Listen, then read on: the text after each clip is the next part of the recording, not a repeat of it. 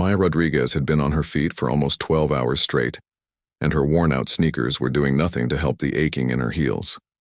The right shoe had a small hole near the big toe that she'd tried to cover with duct tape, but the gray tape was starting to peel away.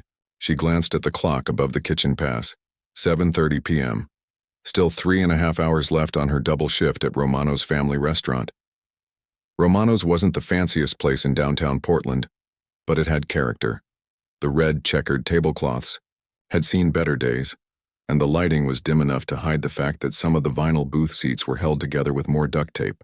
But the food was honest and filling, the kind of place where families came for birthday dinners and couples had their first dates. Maya loved that about it, even when her back was killing her and her feet felt like they might fall off. At 28, Maya was older than most of the other servers. While her co-workers were fresh out of high school or college students picking up extra cash, Maya was here because she needed every dollar she could get. Her tiny studio apartment across town had a heater that hadn't worked since October, and, with winter settling in over Portland, she'd been sleeping under every blanket she owned. The landlord kept promising to fix it, but Maya knew better than to hold her breath. The thing that kept Maya going wasn't just the money, though she desperately needed it. It was her online business degree program that she was chipping away at, one class at a time.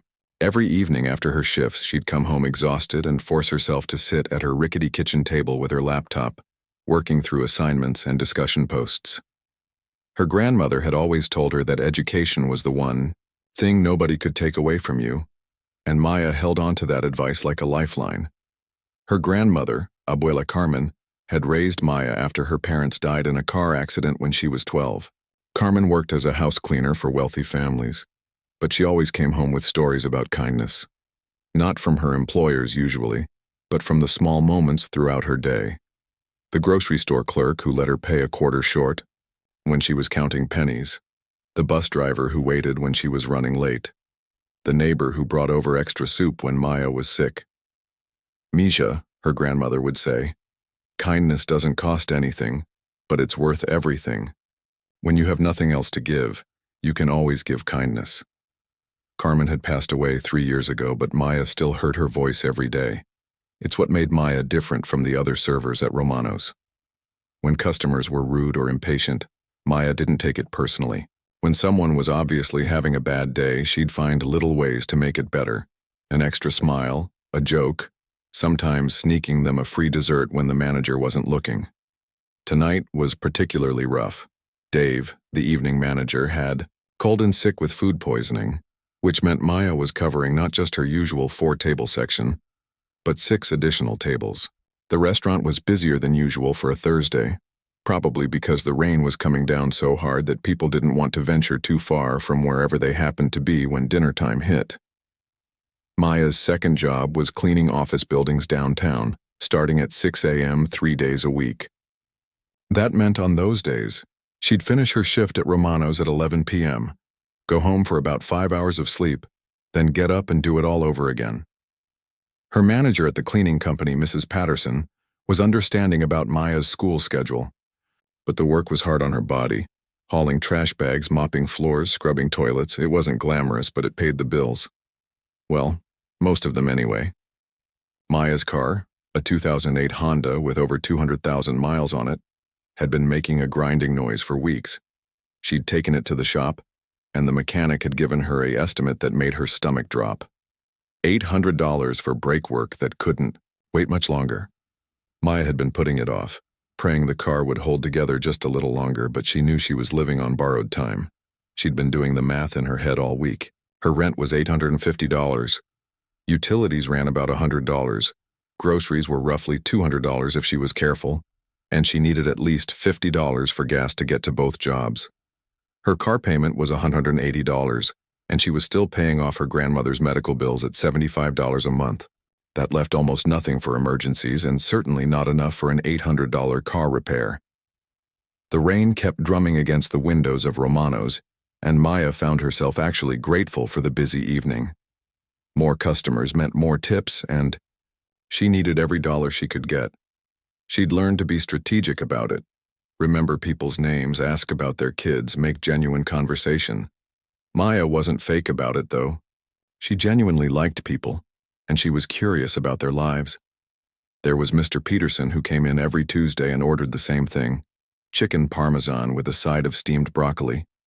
He was a widower who always brought a book and never seemed to mind eating alone. Maya had learned that he was a retired teacher, and they often chatted about her business classes. Then there was the young couple who came in on Friday nights, always splitting one entree and sharing a single dessert.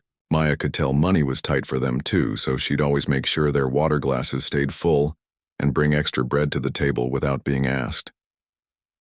Tonight's crowd was mostly unfamiliar faces, which meant Maya had to work a little harder to connect with people, but that was okay. She'd learned that most people wanted the same things: to feel welcome, to be treated with respect, and to have someone notice them as human beings rather than just another order to take.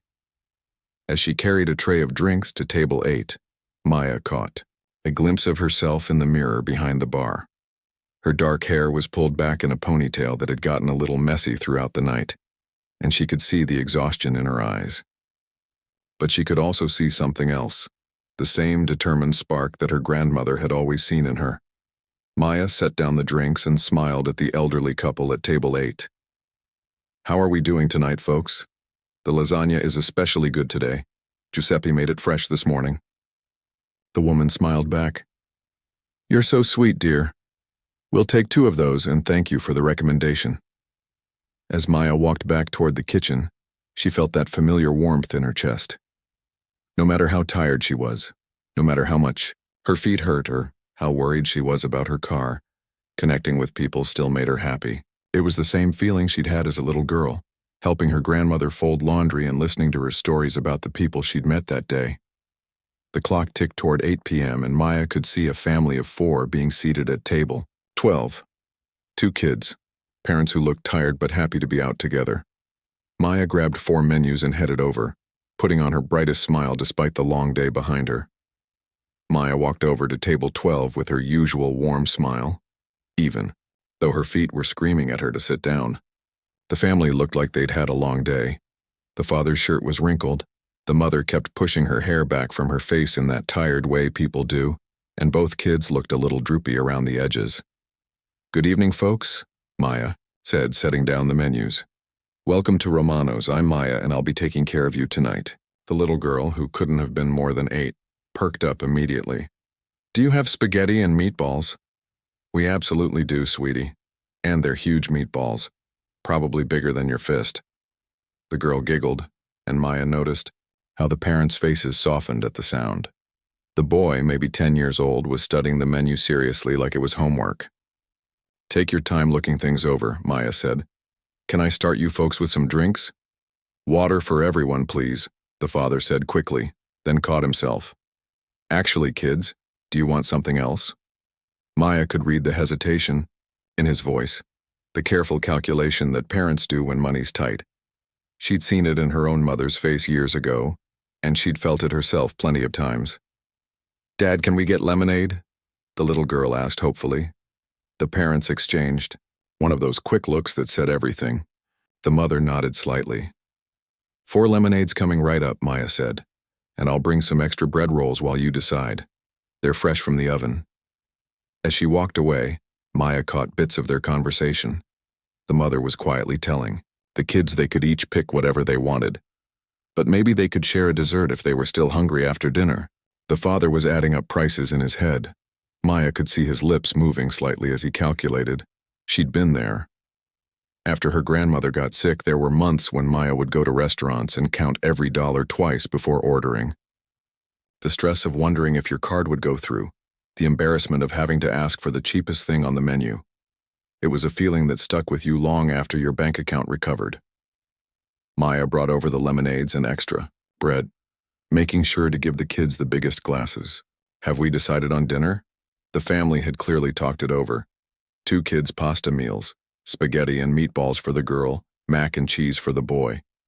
The parents ordered modestly, a small Caesar salad for the mom, minestrone soup for the dad. "Perfect choices," Maya said, writing it down.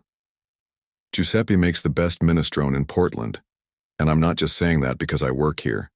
The father smiled for the first time since they'd sat down. That's good to know. We're not from around here. Just passing through? Coming back from my mother-in-law's funeral, the mother said quietly. In Salem. It's been a long few days. Maya felt her heart squeeze. No wonder they looked exhausted. I'm so sorry for your loss. Thank you. She was a wonderful woman. The kids are going to miss her terribly. Maya nodded and headed to the kitchen to put in their order. Giuseppe, the cook, was in one of his good moods, humming while he worked. The restaurant was still busy, but Maya found herself thinking about the family at table 12. Traveling for a funeral, dealing with grief, trying to give their kids a normal dinner out. It couldn't be easy. 20 minutes later, she carried their food over. The kids' eyes lit up when they saw their plates. The meatballs really were enormous. And the little girl actually gasped, "Whoa, you weren't kidding about the size." I never kid about meatballs, Maya said seriously, which made both kids laugh. She checked on her other tables but kept an eye on the family. The parents were making sure the kids ate first, taking small bites of their own food and mostly just watching their children enjoy the meal. It was something Maya had noticed before, how parents in tight spots would go hungry to make sure their kids were fed. The little girl was telling a story about her grandmother, something about teaching her to make cookies. The boy was carefully cutting his meatball into perfect pieces. Normal kid stuff, but Maya could see how their parents were drinking it in, maybe grateful for a moment when their children could just be children. Maya refilled their lemonades without being asked and brought extra Parmesan cheese for the pasta. Small things, but she could tell the parents noticed and appreciated it. When they finished eating, both kids leaned back in their chairs with satisfied sighs. The little girl had tomato sauce on her chin, and the boy had somehow gotten cheese in his hair. Was everything good? Maya asked. Best spaghetti ever, the girl declared. The mac and cheese was really creamy, the boy added. Better than the box kind. The parents laughed. The first real, relaxed laughter Maya had heard from their table all evening. Any room for dessert? We have chocolate cake that's pretty popular with kids your age. The parents looked at each other again, doing that quick, mental math. The mother started to shake her head, but the father said, Maybe we could share one slice? Maya brought over a huge piece of chocolate cake with 4 forks. She might have made it a little bigger than usual, but Giuseppe never measured. Desserts too carefully anyway. When they finished, Maya could tell the parents were reluctant for the evening to end. It had probably been the first normal, pleasant hour they'd had in days. Finally, the father asked for the check. Maya had added everything up earlier, $47.23 with tax. Not a huge amount, but she knew it mattered to this family. She brought the bill over and set it discreetly by the father's elbow. He reached for his wallet and pulled out a credit card, the kind that looked like it had seen better days. Maya took it to the register and ran it through. Declined. Maya's heart sank. She tried it again, thinking maybe it was the machine. Still declined. She walked back to the table, trying to keep her expression neutral. I'm sorry, but this card isn't going through. Do you have another one you'd like to try? The father's face went pale, then red. Oh, yes, let me try this one. He handed her a debit card with slightly shaking hands. Maya could see the family's mood change instantly. The kids picked up on their parents' tension, even though they didn't understand what was happening. The mother was looking down at her hands, and Maya could tell she was fighting back tears. Maya ran the debit card. Declined again. The walk back to table 12 felt like the longest 20 feet of Maya's life. The father was digging through his wallet, clearly hoping to find cash he knew wasn't there. The mother was whispering something to the kids about it being okay. I'm so sorry, Maya said quietly. But this card isn't working either. The father's hands were definitely shaking now. We had the money yesterday. The funeral expenses. And the hotel and gas. He trailed off, looking mortified. The little girl tugged on her mother's sleeve. Mommy, what's wrong? Nothing's wrong, baby, the mother said, but her voice was tight. Maya looked at this family, exhausted from grief, just trying to give their kids one normal evening, now humiliated because their cards wouldn't work. She thought about her grandmother's voice. When you have nothing else to give, you can always give kindness. She also thought about her car payment, her rent, the brake repair she couldn't afford. The tips from tonight were supposed to help cover groceries for the week. $47 was almost half of what she'd made in tips so far. But looking at the little girl's confused face and the parents' embarrassment, Maya knew there was only one choice she could live with. "You know what?" Maya said, loud enough for the kids to hear but quiet enough to let the parents keep their dignity. "This meal is on the house tonight. Romanos likes to do that sometimes for traveling families." The father looked up sharply. "Oh no, we couldn't." "It's really no problem," Maya said firmly. "Giuseppe insists when he hears people have been dealing with family stuff." It wasn't true, but Giuseppe wouldn't mind if he knew the whole story. The mother looked like she might cry from relief. "Are you sure?" "Completely sure. I hope your drive home goes smoothly." The father stood up and shook Maya's hand. "Thank you. This means more than you know." As they were leaving, the mother pressed something into Maya's palm. "Please," she said, quietly. "Take this, and call me. We'll pay you back properly." Maya looked down. It was a business card.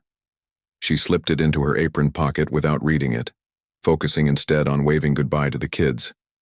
After they left, Maya went to the register and used her tip money to cover their bill. $47.23. Money she needed for groceries, money that could have gone toward her car repair. But as she watched the family through the window, walking to their car in the rain with the kids skipping a little, Maya knew she'd done the right thing. Her grandmother would have been proud. The business card stayed crumpled in Maya's apron pocket for the rest of her shift that night. She was so busy with the dinner rush that she completely forgot about it. By the time 11 p.m. rolled around and she was finally heading home, Maya was exhausted beyond words. Her feet were on fire, her back ached, and all she could think about was collapsing into bed.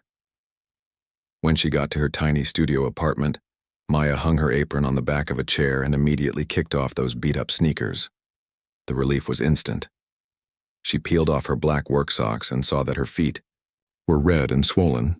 Tomorrow was Friday, which meant another double shift, and she honestly wasn't sure how she was going to make it through. Maya heated up some leftover ramen noodles and sat at her kitchen table with her laptop, trying to focus on an assignment for her business management class.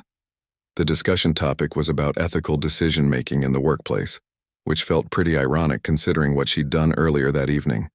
She'd basically stolen $47 from Romano's to pay for a stranger's meal.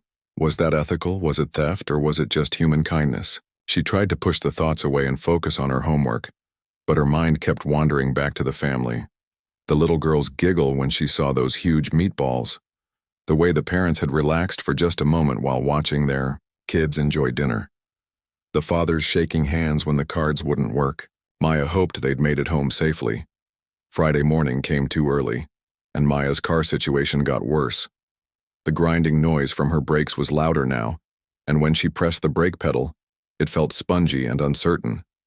She knew she was playing with fire, driving a car that might not stop when she needed it to. But what choice did she have? She couldn't afford to fix it, and she couldn't afford to not get to work. The cleaning job that morning was particularly brutal. Mrs. Patterson had assigned her to the law offices on the 15th floor, which meant hauling the vacuum cleaner up and down stairs because the elevator was broken again. Maya's shoulders and arms were screaming by the time she finished, and she still had to get across town to Romano's for her evening shift. On the drive over, her car made a new noise, a high-pitched squeal every time she braked. Other drivers were starting to look at her funny at red lights. Maya gripped the steering wheel and prayed she'd make it through one more shift. Romano's was busy again that Friday night, which was good for tips but hard on Maya's already exhausted body. She found herself moving more slowly than usual, and Giuseppe asked her twice if she was feeling okay. Maya just smiled and said she was fine, but she caught herself leaning against the wall whenever she thought nobody was looking. Saturday was supposed to be her day off, but Maya had picked up an extra cleaning shift to try to make up for the money she'd spent on Thursday night's meal. The irony wasn't lost on her. She was working extra hours to make up for her act of kindness, which meant less time for homework and less time to rest.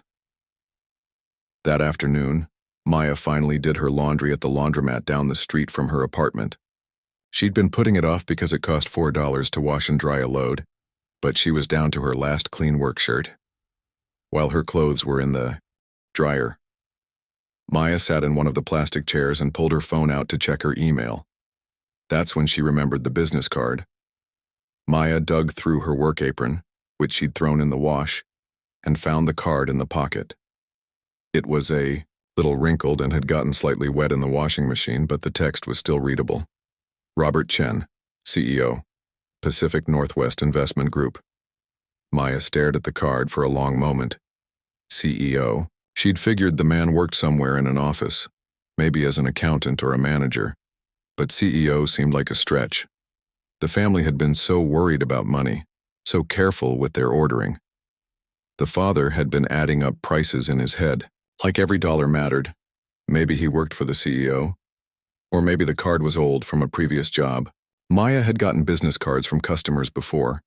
Sometimes people gave them out automatically without thinking about whether they were current or relevant. But curiosity got the better of her. Maya pulled out her phone and Googled Pacific Northwest Investment Group. The first result made her stomach drop. It was a sleek, professional website with photos of gleaming office buildings and well-dressed business people in conference rooms. The company description talked about managing over $400 million in assets and providing strategic investment solutions for high-net-worth individuals and institutional clients. Maya scrolled down to the leadership page, and there he was, Robert Chen, Chief Executive Officer. The same tired-looking father from Table 12, but in this photo he was wearing an expensive suit and had the confident smile of someone who was definitely not worried about a $47 dinner bill. Maya's hands were shaking as she read his bio.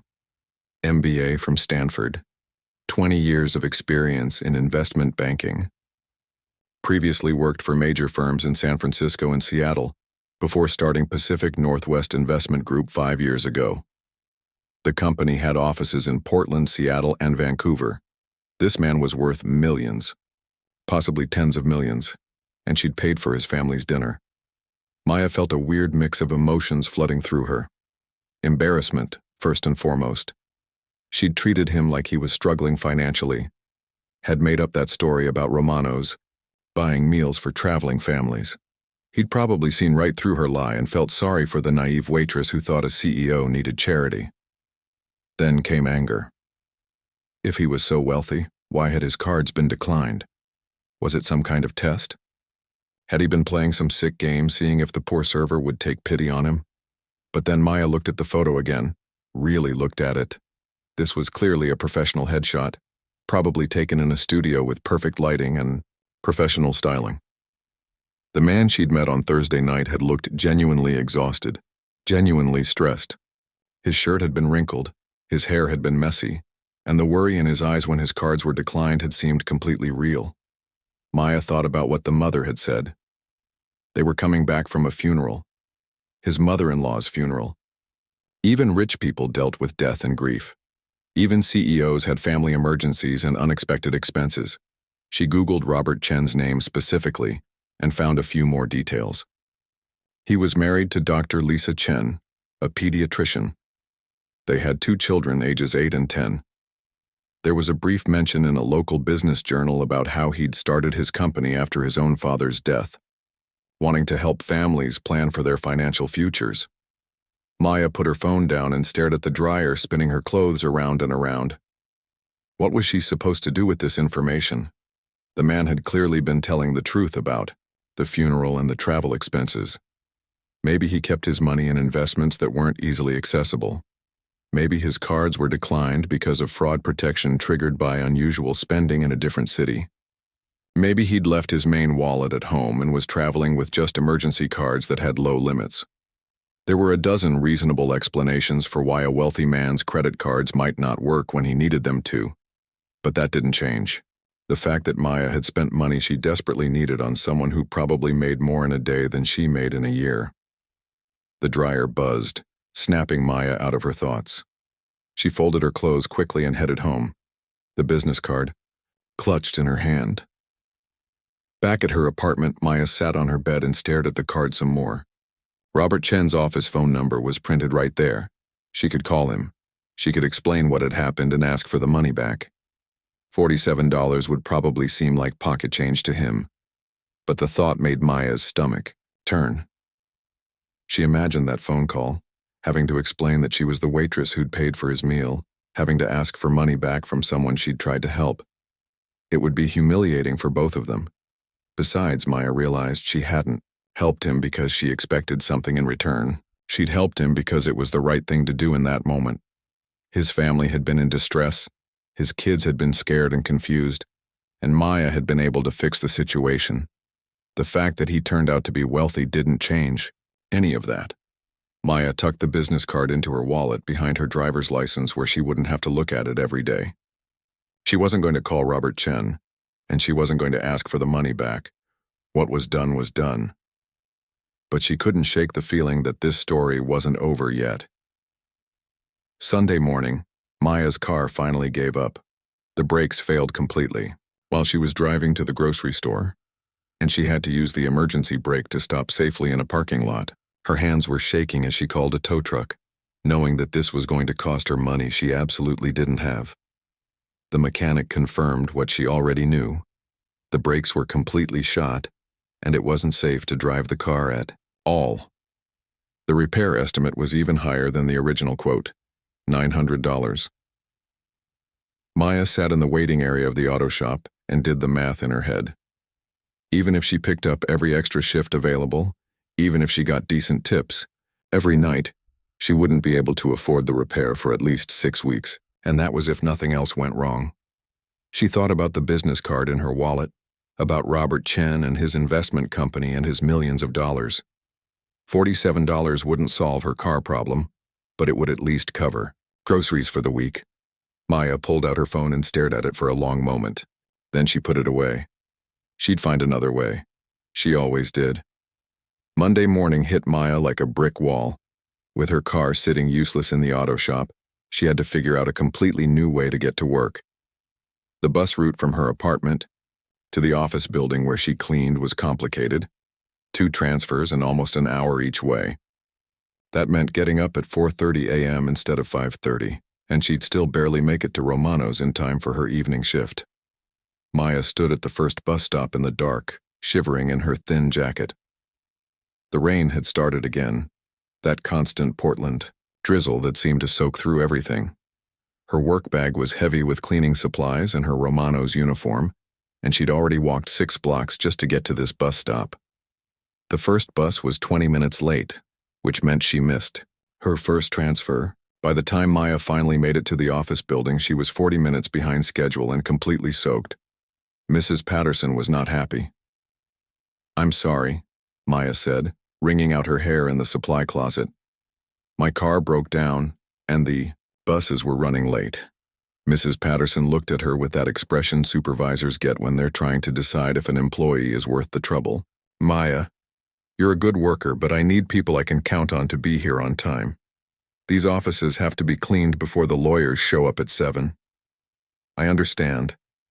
I'll figure out a better route. This won't happen again. It better not. I've got 3 other people who'd love to have your hours." Maya worked faster than she'd ever worked in her life, trying to make up for lost time. Her shoulders were screaming from hauling the vacuum up and down those stairs, but she didn't dare take a break. By the time she finished, she was exhausted, and it wasn't even noon yet. The bus ride to Romano's took another hour, and Maya spent the whole trip doing homework on her phone and trying not to think about how much her life had gotten complicated by one car repair she couldn't afford. She got to Romano's 30 minutes early, hoping to grab a quick meal before her shift started. Giuseppe took one look at her and shook his head. "Maya, you look terrible. When's the last time you ate something real?" Maya tried to remember. She'd had ramen noodles for breakfast, and before that, maybe some crackers yesterday afternoon. "I'm fine, Giuseppe, just tired. Sit down. I'm making you something. I can't afford. Did I ask you to pay? Sit." Maya sank into a booth gratefully. Her feet were already sore from walking and standing all morning, and her shift hadn't even started yet. Giuseppe brought her a plate of chicken parmesan with a side of pasta. More food than she'd eaten in 2 days. "Eat all of it," he ordered, "and don't argue with me." The food was incredible, but Maya felt guilty with every bite. She wasn't charity case, even though that's exactly what she was becoming. Her shift started at 4 p.m., and Maya was determined to have a good night. She needed the tips more than ever now, especially with the added cost of bus fare eating into her already tight budget. She put on her brightest smile and tried to forget about her aching feet and her empty bank account. The lunch crowd was typical for a Monday, mostly regulars, a few business people grabbing quick meals.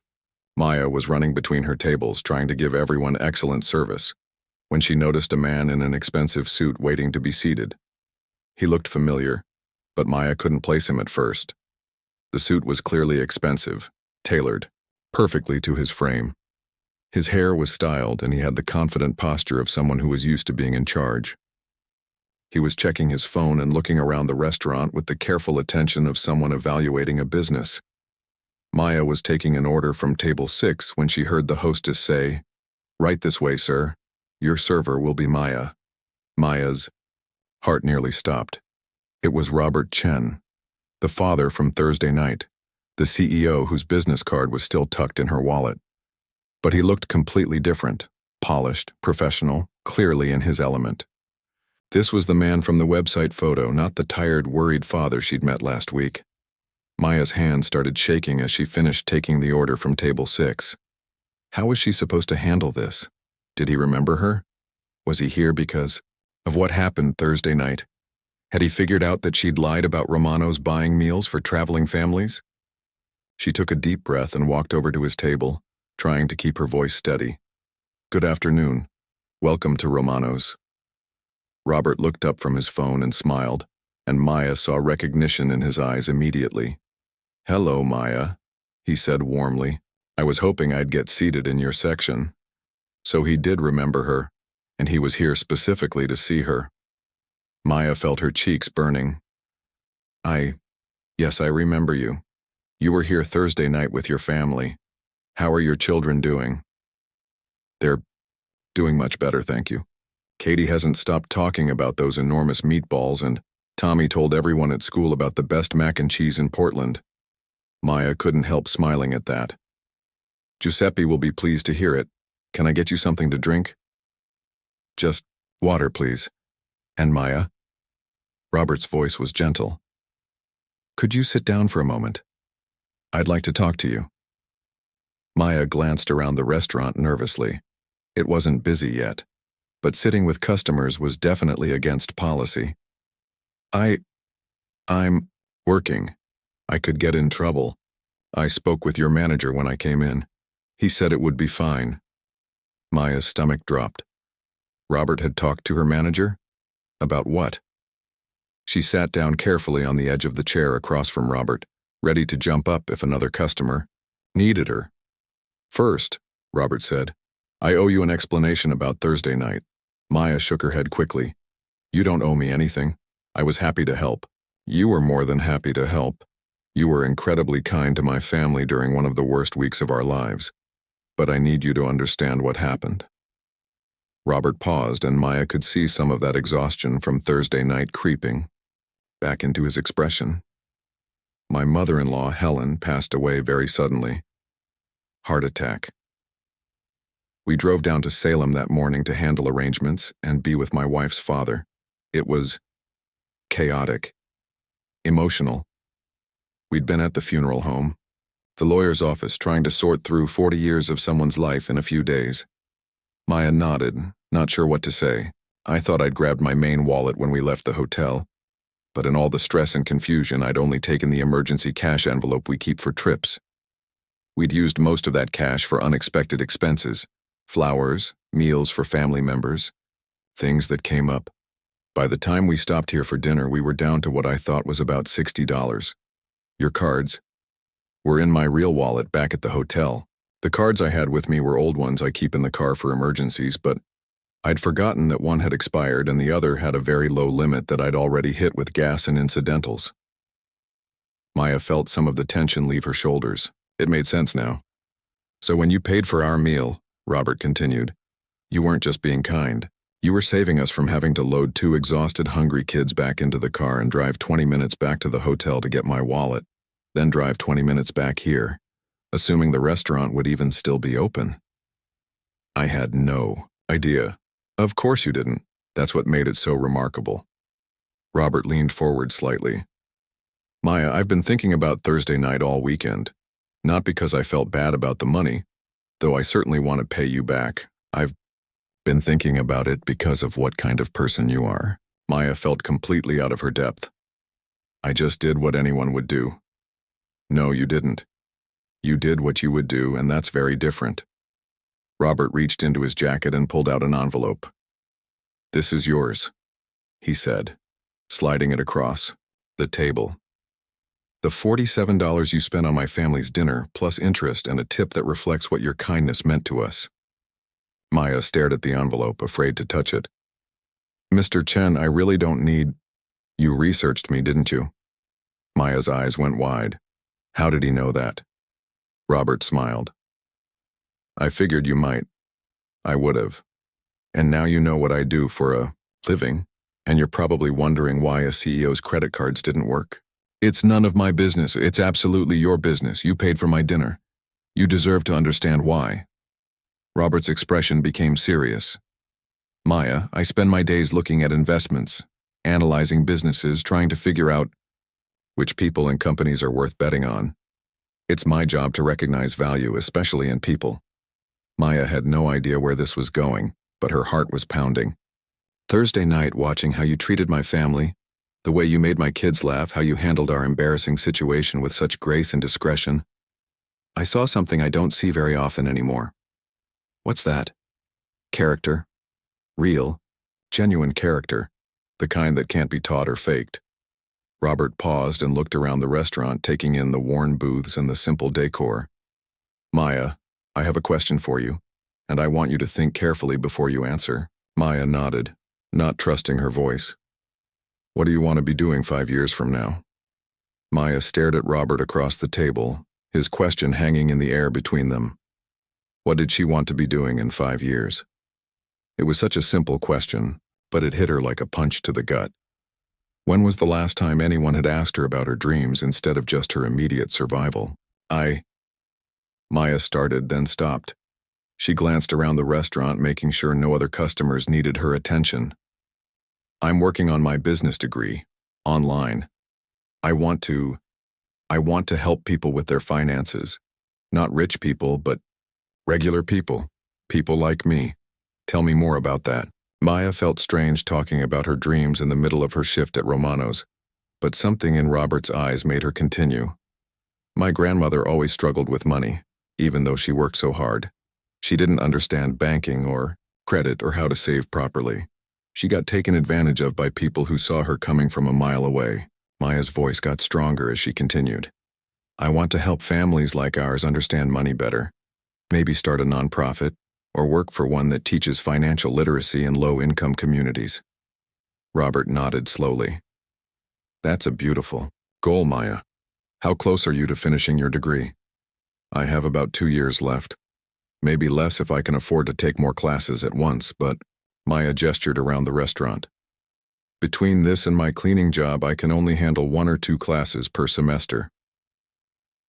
What if you didn't have to worry about the restaurant and cleaning jobs? Maya laughed, but it wasn't a happy sound. Then I wouldn't be able to pay rent. Trust me, I've done the math. Robert picked up the envelope he'd placed on the table and held it out to her again. Maya, will you please open this? Maya took the envelope with trembling hands. It felt thicker than it should for just $47. She opened it carefully and nearly gasped. There were 5 $100 bills inside, along with the exact change for the meal. $47.23. Mr. Chen, I can't take this. This is way too much. The $47.23 is what you're owed, Robert said firmly. The $500 is a thank you from my family to yours, and Maya, that's just the beginning. Maya's hands were shaking as she held the money. $500 would fix her car. $500 would mean not worrying about groceries for months. I have a proposition for you, Robert continued. But first, I need to ask. Are you willing to take a leap of faith? Maya looked at him suspiciously. In her experience, when people talked about leaps of faith, someone usually ended up getting hurt. What kind of leap? I want to offer you a job. A real job with benefits and a future and the opportunity to make a difference in people's lives. Maya felt like the floor had dropped out from under her. Mr. Chen, I appreciate what you're trying to do, but I'm a waitress with a high school diploma and half a college degree. I don't know anything about investment banking or whatever it is your company does. You're right, you don't know about investment banking, but that's not the job I'm offering you. Robert leaned forward and Maya could see the excitement building in his eyes. Maya, my company doesn't just manage money for wealthy people. We also work with community organizations, nonprofits, and small businesses. We help them understand their finances, plan for growth, and make smart decisions with their resources. Maya nodded, not sure where this was going. The problem is most of my employees come from the same background I do. Business school, wealthy families, corporate, experience. They're brilliant with numbers, but they don't understand what it's like to count every dollar. They don't know how to talk to someone who's never had a savings account, or someone who's afraid of banks because they've been burned before. Okay, you do. You understand both worlds, the financial struggles and the business concepts you're learning in school. More importantly, you have something that can't be taught. Genuine empathy and the ability to connect with people. Maya shook her head. Mr. Chen, I think you're overestimating me. I'm not qualified for a job at an investment firm. What if I told you that the job I'm offering starts with full training? 6 months of intensive education about finance, business, operations, and client relations, all while you're getting paid a real salary with full benefits. Maya's heart was racing now. What would I be doing after the training? You'd be our community outreach coordinator. You'd work with local organizations, teach financial literacy classes, help small business owners understand their options. You'd be doing exactly what you told me you wanted to do, but with the resources and support of an established company behind you. The room felt like it was spinning. Maya gripped the edge of the table to steady herself. Mr. Chen, this sounds too good to be true. People don't just offer jobs like this to waitresses they met one time. Robert's expression became serious. Maya, I've been in business for over 20 years. I've hired hundreds of people, from entry-level assistants to senior vice presidents. You know what the best employees have in common? It's not their degrees or their test scores, it's their character. He gestured around the restaurant. Thursday night, you were exhausted after a long shift. You were worried about your own money. I could see it in your face when you looked at our bill. But when you saw a family in distress, you didn't hesitate. You gave what you had to give, even when it hurt. Maya felt tears starting to form in her eyes. That kind of character is rare, Maya. I can teach someone about profit margins and investment strategies, but I can't teach them to care about other people the way you do. But what if I'm not smart enough? What if I can't learn all the financial stuff? Robert smiled. You're working on a business degree while holding down 2 jobs and caring for yourself completely on your own. You're managing a complex schedule, dealing with difficult customers, and somehow still finding ways to help other people. Trust me, you're smart enough. Maya wiped her eyes with the back of her hand. What would the salary be? $45,000 to start, with raises based on performance, full health insurance, 2 weeks paid vacation, and tuition reimbursement so you can finish your degree faster. Maya's mouth fell open. $45,000 was more than double what she made at both her current jobs combined. Maya struggled to find words. I don't know what to say. Say you'll think about it. But Maya, I need to know something. Are you serious about wanting to help people with their finances? Or was that just something nice to say? Maya looked at Robert, really looked at him. She could see that he was genuinely interested in her answer, that this wasn't some kind of charity or publicity stunt. It's what I dream about, she said quietly. Every night when I'm doing homework, every time I see someone counting change, at the grocery store, every time I remember my grandmother crying over bills she couldn't pay. I want to help people understand money so they don't have to live the way I've been living. Robert nodded. then this job isn't just an opportunity for you. It's an opportunity for everyone you're going to help. Maya sat in silence for a moment, trying to process everything. 6 months ago, her biggest worry was whether she could afford to fix her car's brakes. Now someone was offering her a career, a future, a chance to actually make her dreams come true. When would I start? 2 weeks from today if you want the job. That gives you time to finish out your shifts here and give proper notice to your cleaning job. Maya thought about Giuseppe, who had fed her when she was hungry. She thought about her regular customers, who had become like family to her. She thought about the little apartment with the broken heater and the car sitting in the repair shop. Most of all, she thought about her grandmother's voice. Mia, kindness doesn't cost anything, but it's worth everything. Mr. Chen, Maya said, her voice steady for the first time since he'd sat down. I would be honored to work for your company. Robert's face broke into a huge grin.